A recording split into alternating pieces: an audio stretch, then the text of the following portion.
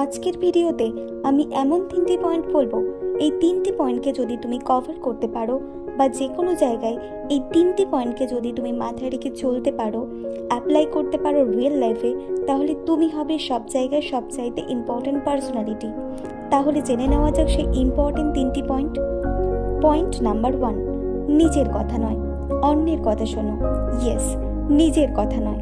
আমরা সবসময় বলি নিজের মনের কথা শোনা উচিত, কিন্তু যদি তুমি গুরুত্বপূর্ণ হতে চাও তাহলে এই ক্ষেত্রে নিজের কথা নয়, আগে অন্যের কথা শোনো। কারণ প্রত্যেক মানুষ নিজের সম্পর্কে বলতে ভালোবাসে, মানুষ শুনতে অত বেশি ভালোবাসে না। মানুষ শুনতে ভালোবাসে বলেই গুড লিসেনার তৈরি হয় না, আর গুড লিসেনার তৈরি হয় না বলেই সাকসেসফুল মানুষ তৈরি হওয়ার চান্সেস কমে যায়। কারণ সমস্ত সাকসেসফুল মানুষ গুড লিসেনার, তাই সবার আগে তাদের কথা শোনো, অর্থাৎ গুড লিসেনার হও। তাহলে দেখবে সবাই তোমাকে এমনিতে অনেক বেশি গুরুত্ব দিচ্ছে।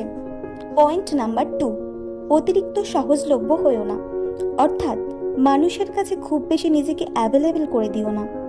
অতিরিক্ত সহজলভ্যতা মানুষের দাম কমিয়ে দেয়।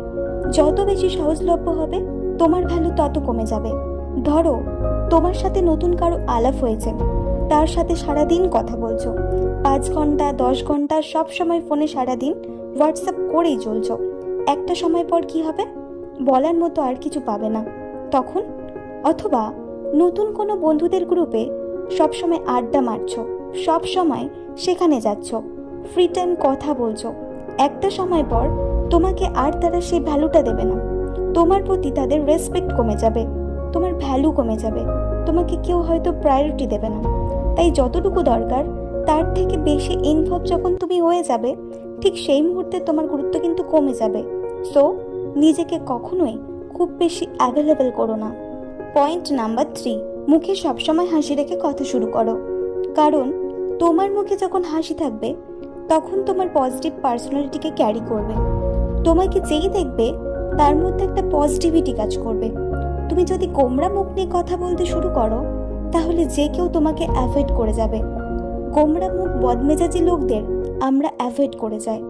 সবসময় মুখে হাসি রেখো, আর কারোর সাথে যখনই কথা হবে নেগেটিভ কনভারসেশন দিয়ে চালু করবে না, পজিটিভ কথা বলো। যেমন তোমার জুতোটা তো খুব সুন্দর, তোমার ড্রেসটা তো খুব সুন্দর, তাকে ইম্পর্টেন্স দাও। তাহলে দেখবে সবাই তোমাকে এমনিতেই অনেক বেশি গুরুত্ব দিচ্ছে।